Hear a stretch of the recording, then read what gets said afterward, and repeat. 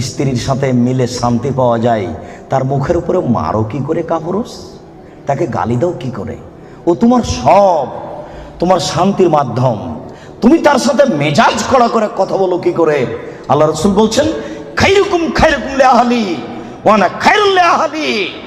পৃথিবীতে তোমাদের মধ্যে সবচেয়ে ভালো পুরুষ হচ্ছে ওই যে তার স্ত্রীর কাছে ভালো। আমি মুহাম্মদ সাল্লাল্লাহু আলাইহি সাল্লাম আমার স্ত্রীর কাছে আমি ভালো। বহুত কামিনা পুরুষ হচ্ছে ওই যে স্ত্রীর কাছে খারাপ। আপনি স্ত্রীকে গালি দেবেন কেন? আপনি স্ত্রীকে কটু কথা বলবেন কেন? কেন আপনি স্ত্রীকে কটু কথা বলবেন? কখনো না। ওর বুদ্ধি কম।